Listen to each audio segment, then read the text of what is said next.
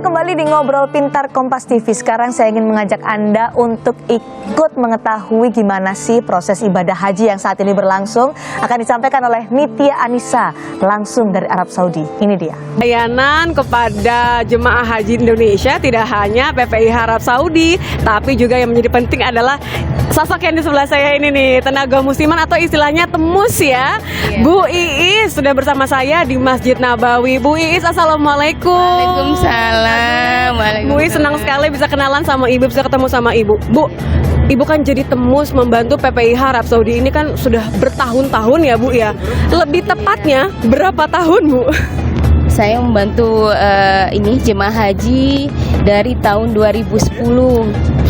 2010 itu saya 2011 saya di Mekah. 2013 di Bir Ali. 2014, 15, 16, 17, 18, 19.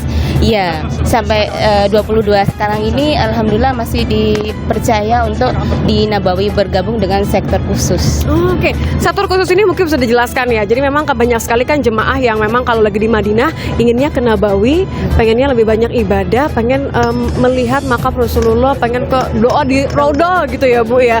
Nah ini katanya kalau di Raudhah pengalamannya Bu ini macam-macam. Apa Bu yang paling diingat kalau selama 10 tahun membantu jemaah haji Indonesia ke Raudhah? Iya. Alhamdulillah jemaah haji kita itu alhamdulillah patuh-patuh gitu. Yang mengesankan Ibu ke Raudhah, ke Raudhah lagi. Iya Bu, saya udah nunggunya lama, udah ini menanti. Gitu ya. Terus kebetulan yang udah tahun-tahun sebelumnya kan 3 kali tuh jadwal Raudhahnya Bu. Oh, iya, itu ini sebelum pandemi ya? Pandemi. Ya? Ada jemaah satu unik jemaah haji itu ke Raudhahnya tuh 3 kali dalam satu hari. 3 kali. Itu mungkin ya?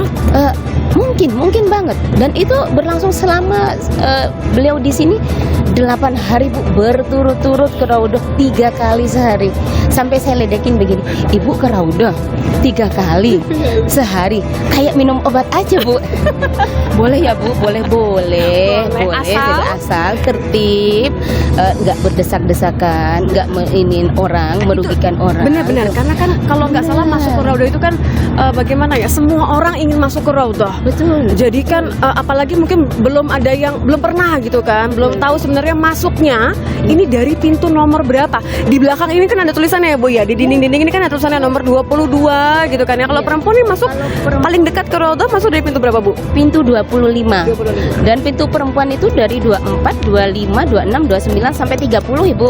Nah Ibu Mbak Nit ya. Itu di situ pintu yang tapi yang terkenalnya, yang viralnya itu pintu 25. 25. Itu langsung paling dekat. Paling dekat juga ya, paling semua yang dikenal dari sini, dari mana-mana tuh 25. Itu tinggal masuk ke dalam terus, nanti di situ ada kita. Tipsnya kalau misalnya ingin masuk supaya tidak terhimpit-himpit gitu kan, atau tidak terpencar dari rombongan, tipsnya apa Bu? Mungkin untuk jemaah haji ya, kita ngingetin biar nggak terhimpit begitu, kita jangan langsung habis sholat subuh. Jadwalnya kan 2 tuh Mbak Net. Habis subuh sama habis isya.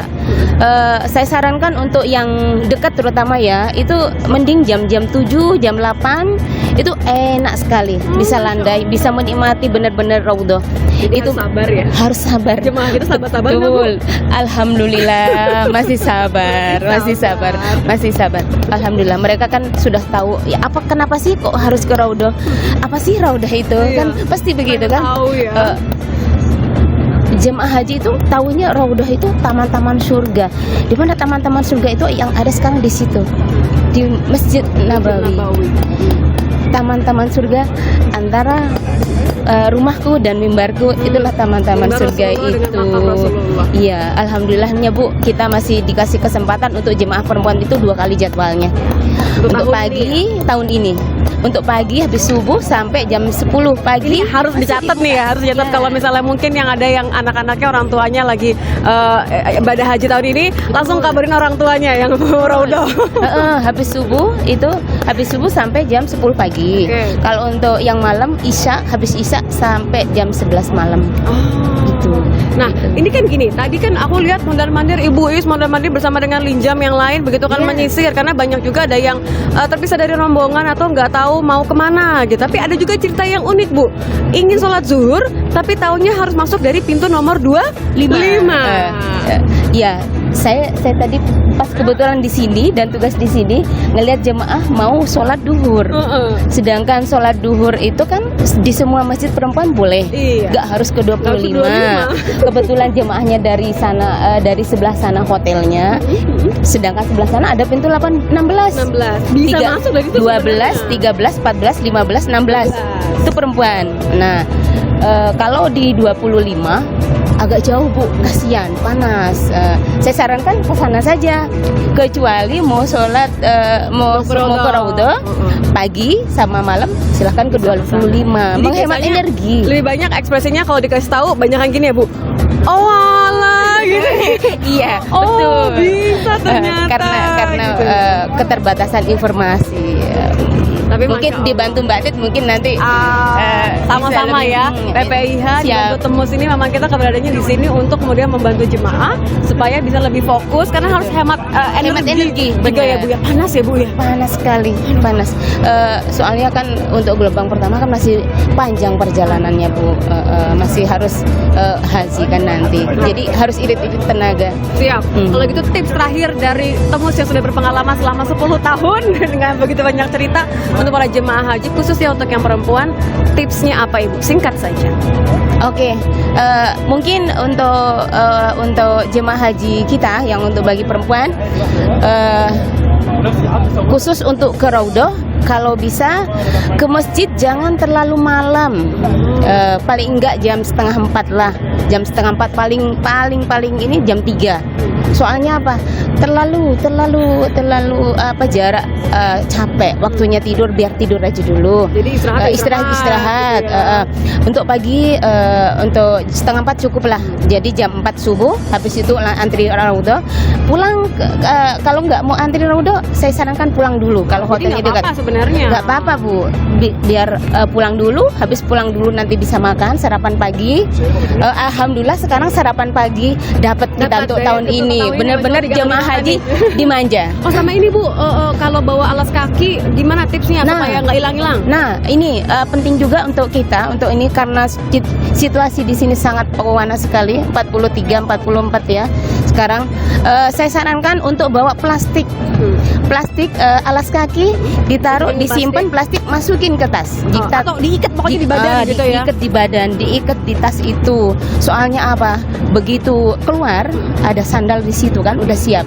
Soalnya, Bu, resikonya kaki melepuh, Bu, dari tahun ke tahun resiko itu selalu ada. Jangan sampai gara-gara sandal kita ibadahnya terbengkalai. Itu dia. Ada banyak hal yang bisa dilakukan, dipersiapkan supaya ibadahnya jemaah haji, ini khususnya untuk perempuan ya, bisa berjalan lancar tapi juga tetap sehat. Karena itu yang paling penting.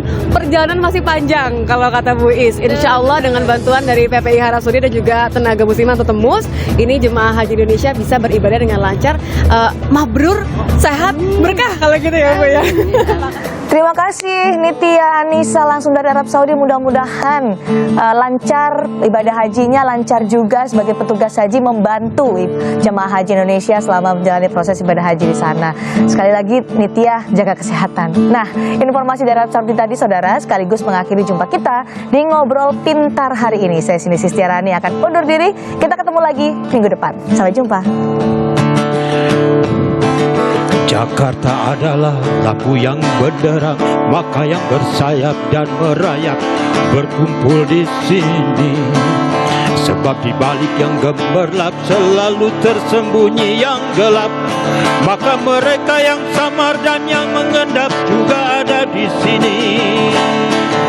Laron-laron, cicak-cicak, semut, tikus, kecoa, ular, lipan, lebah, kumbang berdengung serupa,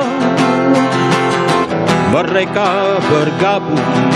Oh, oh, oh, oh. untuk memburu, untuk diburu, untuk menyapu dan disapu, untuk diskusi dan berorasi, untuk bermimpi dan berilusi, dan tentu saja untuk berpesta dan berdoa. Oh, Jakarta di waktu siang adalah genderang yang ditabuh berdentam-dentam. Penduduknya berkejaran dengan waktu, juga dengan dirinya sendiri.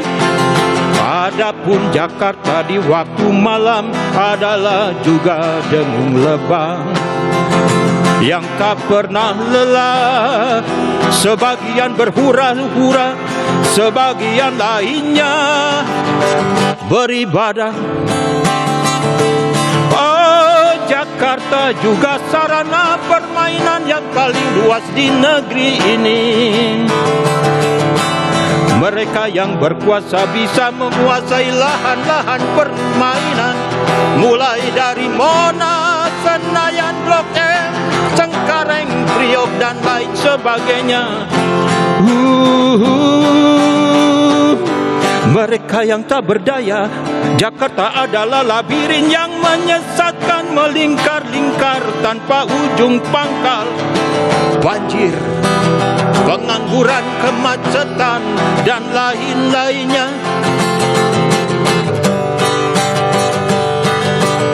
Jakarta adalah panggung teater dengan lakon yang membingungkan karena skenario-nya juga nggak jelas.